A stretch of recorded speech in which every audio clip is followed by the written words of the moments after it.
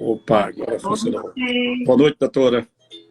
boa noite, doutor Henrique. Hoje nós trazemos como convidada a doutora Érica Bruns, Érica Patrícia Serafim Ferreira Bruns, que é advogada no estado da Paraíba, é campinense, e ela é autora de alguns livros, entre eles o tema que nós vamos tratar, que é o paradoxo do amor bandido, na verdade, a hibristofilia. A palavra é complicada, hibristofilia. É. Para aqueles que não sabem, hibristofilia é uma atração, tecnicamente, aquela atração sexual por pessoas que cometeram atrocidade ou um crime. Né? Esse nome hibristofilia é um nome complicado, alguns chamam síndrome Bonnie-Clyde. Né? O que a senhora entende sobre isso? Alguns dizem que é uma parafilia, né? Uma patologia. Alguns psicólogos falam que, na verdade, eu tenho que ficar lendo o nome para poder eu conseguir pronunciar, até decorar esse nome, hibristofilia. Né? Aí, alguns dizem que a hibristofilia, né, ela vem de traumas que a pessoa sofreu no passado, com pais violentos, ou foram vítimas de algum abuso sexual, alguma coisa assim. Mas, assim, eu não sei se seria isso. Eu não fiz nenhum estudo sobre essa situação, mas a quantidade de mulheres que se submetem a isso é muito grande, que fica levando até a gente desconfiar que não é bem assim, né? Que não pode ser só esse motivo. Né? E a senhora, no seu livro, traz algumas referências, alguns motivos, como, por exemplo, a busca por proteção, né? a projeção social, né? Daquelas que são companheiras de bandidos perigosos, né? A adrenalina, né? Que algumas pessoas têm esse vício por adrenalina e têm que viver perigosamente. Não, eu enxergo a hibristofilia como uma patologia, porque sendo uma parafilia, então é uma patologia e que as pessoas podem buscar um tratamento se acharem que essa patologia incomoda. As mulheres hibristófilas, elas estão satisfeitas com essa condição. Então, quando eu as classifiquei em 6 tipos diferentes nessa obra, foi com base nas entrevistas que eu tive, que eu fiz.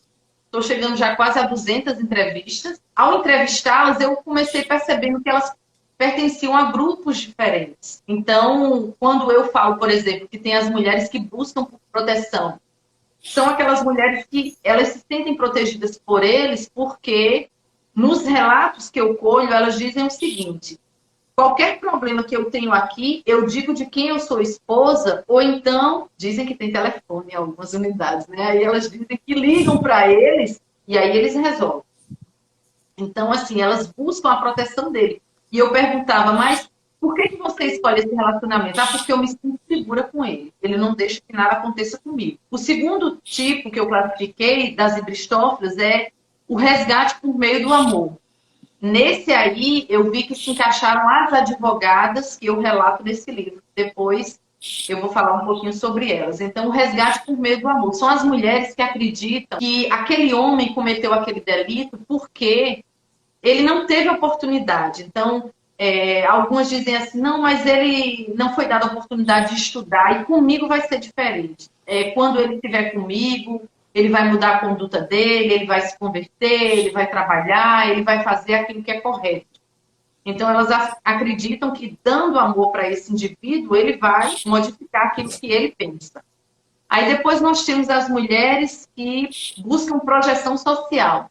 Algumas das meninas que eu entrevistei, elas diziam, eu ficava feliz de saber que eu era mulher de um traficante perigoso. Eu sou a mulher daquele homem que mata. Eu sou a mulher... o meu marido faz parte do sindicato, doutora. Então, assim, elas acham que aquilo ali é grande coisa para elas. Então, entre as amigas dela, falam assim, o meu marido, ele é matador, o meu marido é traficante. Então, para elas, a projeção que elas não conseguiram na vida com estudo ou profissionalmente, elas buscam nesse marido, elas buscam os holofotes para si, né? tem aquela que é rejeição social gera inclusão no cárcere. Algumas das mulheres que eu entrevistei, elas dizem o seguinte: mas aqui fora ninguém me viu. Aqui fora ninguém me viu. Eu busquei relacionamentos e tudo, mas eu era simplesmente invisível, ignorada. E ele me trata como uma princesa. Então, imagino que uma mulher não encontrar ninguém aqui, e estes homens, às vezes, por falta de opção, então eles estão agradecidos a essa mulher, porque ela vai visitar, porque ela presta assistência. Então, eles realmente tratam essa mulher muito bem. Então, ela fala assim, ó, é ali que eu tenho que encontrar o meu amor, é ali que eu sou elogiada, que eu me sinto bem. Aí depois temos aquela que fica no controle da relação. Aí entra essa pessoa que realmente sofreu abusos aqui. Então, o que é que ela faz? As mulheres que eu entrevistava que têm esse perfil, elas diziam assim, o meu companheiro me batia antes e agora com esse da cadeia ele não me bate, porque se ele me fizer raiva eu não vou visitar na semana que vem. Então, ela está no controle da relação. Porque ele tem que fazer o que ela quer e se ela ficar com raiva, ela não vai. E ela se sente protegida porque ele fica lá no cárcere. Então não vai ele tem que estar preso. Esse exemplo da Creuza que você falou agora há pouco. Se estiver fora da cadeia, ela não tem mais esse controle aí. Né? Pois é, ela não tem o controle. É uma delas. E a que é movida pela adrenalina. Muito interessante esse exemplo que eu costumo contar é que aquela mulher que é movida pela adrenalina, se eu ter ideia, ela diz o seguinte: quando eu termino as entrevistas, eu sempre costumo fazer essa comparação com elas. Eu digo, olha, se um rapaz que ganha 3 salários mínimos, tem um apartamento, tem um carro, um empreguinho legal, ele vai vir aqui pedir ao seu pai para namorar com você. A resposta é sempre jamais. Essa já é adrenalina, né? E uma delas, ela chegou para mim e disse assim: agora, se um rapaz chegar aqui, acelerar a moto na frente da minha casa, falar assim, roubei essa moto agora, vamos assaltar um posto de gasolina e vamos passar o final de semana na praia, ela disse, eu monto na moto na hora, pode contar comigo. Então, assim, elas são diferenciadas. E eu, hoje, quando eu as entrevisto, eu já começo a encaixar nesses 6 tipos que eu ousei classificar, né? Porque pode ser que tenham mais ou menos, mas eu consegui mais ou menos fazer essa triagem aí. Entendi. As mulheres devem fazer, quem tem esse problema, deve fazer um tratamento psicológico ou não precisa? Veja só, Josiane. Inicialmente, eu quero dizer que eu tive uma dificuldade muito grande de obter ajuda de psicólogos e sexólogos, porque eles me dizem o seguinte: doutor, o que eu conheço da hibristofilia é aquilo que eu vi na faculdade, mas muito rápido, porque nunca me chegaram casos de pessoas hibristófilas para que eu pudesse tratar. Então, até agora, e isso eu sigo psicólogos no Brasil inteiro e procuro e tudo, e eles me dizem sempre a mesma coisa. Até hoje, eu não consegui essas pessoas que tivesse essa experiência. Quando eu as entrevisto, eu vejo que a maioria delas não tem ciência de que estão hibristófilas. Então, o interessante dessa obra também é dar conhecimento a estas pessoas, aos hibristófilos em geral, né, homens e mulheres, e caso ele se sinta atraído por uma pessoa de conduta desviante, que ele possa identificar em si a hibristofilia. E aí, querendo, eles podem procurar ajuda. Se nós pensarmos que a hibristofilia é uma parafilia, como qualquer outra, como, por exemplo, a pedofilia, então nós sabemos o quê? Que existe um tratamento que deve ser psicológico e com acompanhamento de um psiquiatra também. E, quiçá, ter a ajuda de um sexólogo também. Mas, quando eu entrevisto essas mulheres, ao final eu explico o que é a hibristofilia, e claro que não é a minha missão de dizer se ela deve se tratar ou não, mas eu exponho para ela, eu digo, em havendo um tratamento disponibilizado, você gostaria de fazer? E a resposta é unânime, elas dizem não. Por quê? Digamos que a minha fonte de prazer, por exemplo, é comer manga.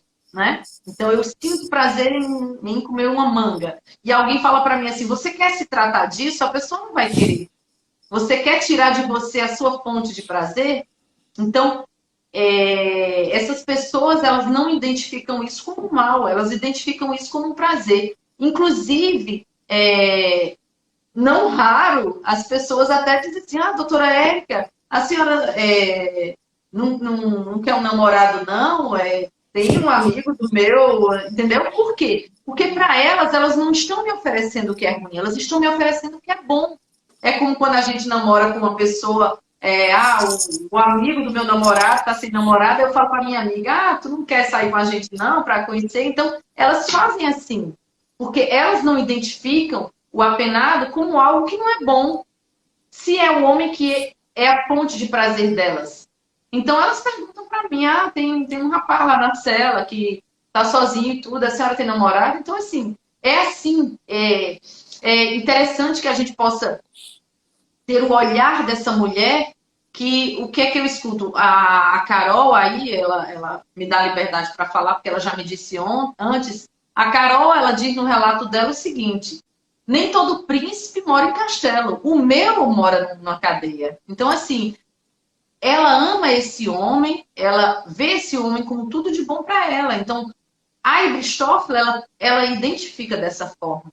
Inclusive, a abordagem que eu faço quando eu começo a fazer as entrevistas, eu sento junto delas, né, com uma tênis no pé, sento junto delas lá, me misturo, digo que sou escritora, e aí eu começo a conversar com elas. Eu digo, olha, a situação de nós, mulheres, mudou agora, e nós podemos nos relacionar com quem a gente decidir se relacionar. Tem gente que gosta de homem mais velho, tem gente que gosta de homem mais novo, e tem gente que gosta de se relacionar com preso.